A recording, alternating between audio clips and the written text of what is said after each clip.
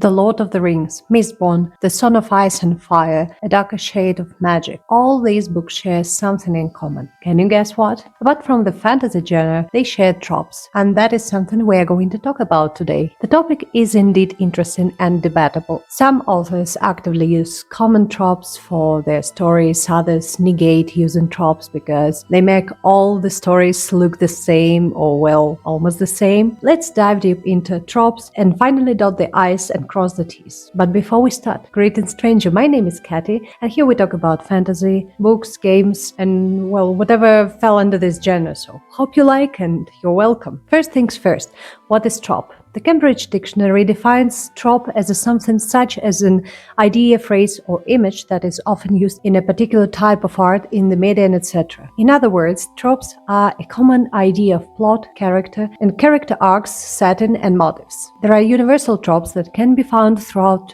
the novels, no matter classic or not. For example, the trope of fathers and sons you can find both in Dostoevsky's works, Disney cartoons, and, well, I don't know, the Dragon Age, and so on and so forth. But there are also genre-oriented tropes, the tropes that can be found in a specific genre of literature. If we talk about fantasy, it's the Chosen One, the monomyth, lost magic artifact, and so on and so forth.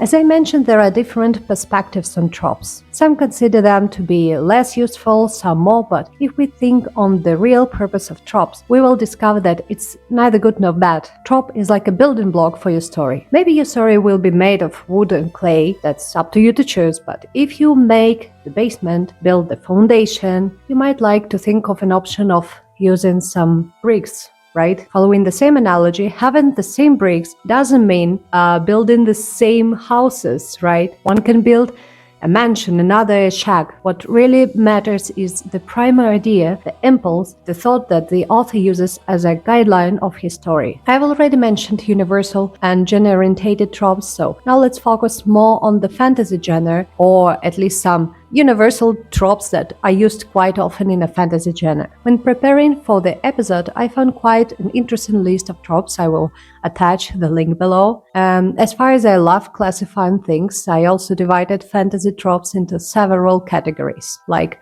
world-building tropes, like the prophecy, social division, true names, lost artifact, resurrection, portals, setting like medieval Europe, and etc. Location tropes. These are more specific and focus on the specific spot where your story takes place. These can include spaceships, underworld, guilds like assassins or thieves, mansion with secrets, taverns. Protagonist trope. These are tropes that gives us the idea of who the story is about. Some tropes are the orphan, the hero, and the reluctant hero, simple guy and the anti-hero, lucky novice also, side characters, the mentor, the damsel in distress, the love interest, tavern owner, dark lord, outcast, loyal friend, plot tropes, rites of passage, like it's quite a universal trope by the way, good versus evil, pure evil, secret knowledge, lost civilization or empires, road back home, the price to pay, the cost of magic, call to adventure, item tropes, the MacGuffin, magic potions, runs, magic rings, magic wands, sentient weapons or ship, magic tropes, all sorts of magic like the necromancy, the healing magic, the cost of it, the consequences, the forbidden magic, ancient magic, magic and technology by the way, fantasy races and animals. Here I just like all sorts of possible magic races and animals. I won't even list. The villain, the fallen hero, the pure evil, the revenger, the rebels, the psychopath. So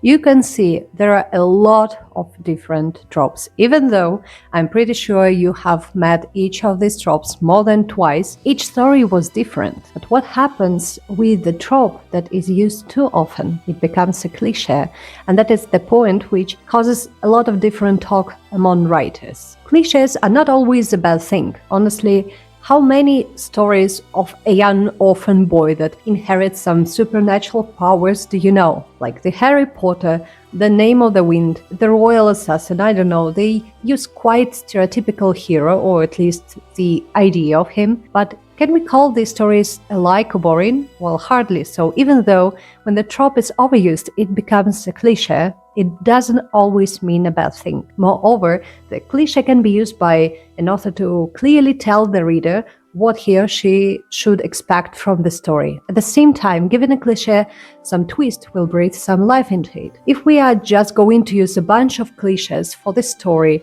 an experienced reader will rather quickly discover that all the ambient of your story is nothing more than cardboard decor that can be blown in the same manner as in the Three Little Pigs fairy tale. So here comes a logical question. How should we work with tropes? Will just taking the trope for your story be enough, or it should be transformed into something else? I guess there is no universal answer for this.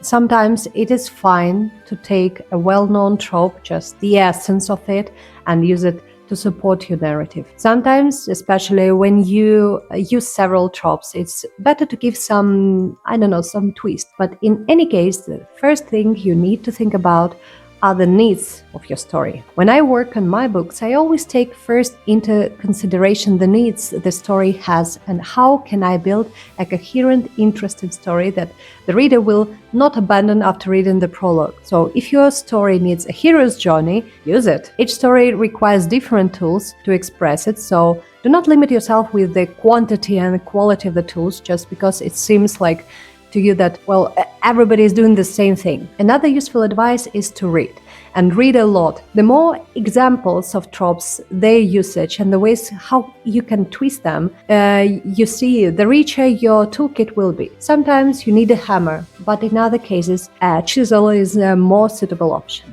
At the end of the day, tropes aren't a checklist to follow or like a trap you should avoid. They're very foundation of the storytelling. As we've seen, even the most overused cliche can be transformed into a masterpiece when an author adds a splash of sincerity and a unique twist. The secret is simple. It doesn't matter which tools you pick from the box. It matters what kind of sculpture you carve out of the stone.